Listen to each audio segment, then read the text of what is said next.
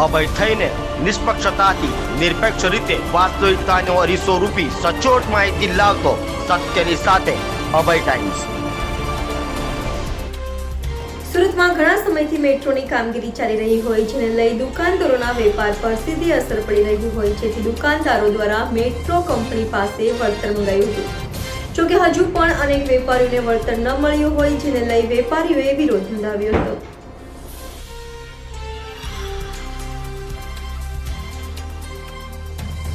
સુરતના વરાછા વિસ્તારમાં આવેલી માતાવાડી અને શક્તિ ટાવર અને ભરત કોલોની અને ફિલ ટાવરના દુકાનદારો દ્વારા તે પરિસરમાં મેટ્રોના લીધે છેલ્લા 3 વર્ષથી વેપારમાં મોટી નુકસાની આવતા વેપારીઓમાં ભારે રોષ જોવા મળ્યો હતો। છેલ્લા 1 વર્ષથી રજૂઆત કરવા છતાં અધિકારીઓના પેટનું પાણી ફરતું ન હોય તેવું લાગી રહ્યું છે।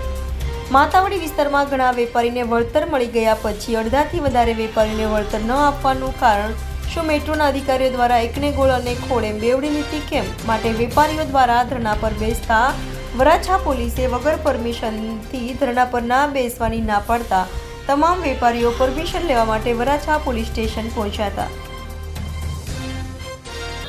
સાહેબ, બહુ સીધી રીતે વાત કરું ને તો છેલ્લા 10-12 મહિના પહેલાંથી અમે એક પ્રોસેસ ચાલુ કરી છે કમ્પન્સેશન માટેની, જે મેટ્રોનું કમ્પન્સેશન ઓલ ઓવર ઇન્ડિયામાં ગવર્મેન્ટ આપે જ છે, એવું નથી કે અમે પહેલાં છીએ।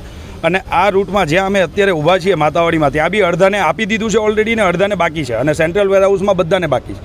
અમે 10-12 મહિનાથી આ લોકોના બધા જ અધિકારીઓને કમસે કમ 50 વાર મળી આવ્યા છીએ। અત્યાર સુધીમાં બધાએ જ અમને ગોળ ગોળ વાતો કરીને અત્યાર સુધી ગુમરાહ જ કર્યા છે। અમે જઈએ એટલે સારી વાતો કરે, પછી પાછા એ ના પછી પાછા એ ના। હવે અમે થાક્યા છીએ, કેમ કે 2 વર્ષ કોરોનાના, એની પછીથી 3 વર્ષથી અમે અમારા ધંધા અત્યારે બંધ થઈને બેઠા છે, એમ જ કહી શકીએ। અને અત્યારે કોઈ જવાબ નથી આપતા, એકદમ એટલે એકદમ નિમ્ન કક્ષાનું કહેવાય ને એવું અમારી સાથે વર્તન થાય છે કે નહીં।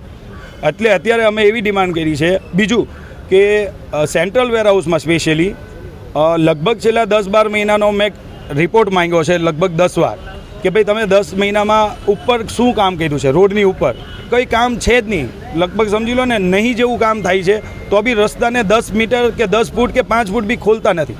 એટલે અમે અત્યારે એવી ડિમાન્ડ કરી છે કે જે બી ઉપરી અધિકારી છે, જેને અમે અત્યાર સુધીમાં 50 વાર મળી આવ્યા છીએ, પણ હવે અમે મળવા નથી જતા, અહીંયાના જે આ લોકોના ઓફિસર છે એમને કીધું છે કે એમને તમે પર્સનલી અહીંયા બોલાવો અને એકવાર અમારી સાથે વાત કરાવો। અમારા 3 મુદ્દા છે કે જે લોકોને મેટ્રોના લીધે જે લોકોને પર્સનલ લોસ ગયો છે, કે જેમ કે વરસાદમાં એ લોકોની મિસ્ટેકને લીધે શોરૂમમાં પાણી ઘૂસી ગયા છે, માણસોને પોતાના માલની નુકસાની થઈ છે, એની અમે અરજી કરી છે, એનો કોઈ જવાબ નથી દેતા, એ જવાબ આપો, એનું કમ્પન્સેશન વળતર આપો।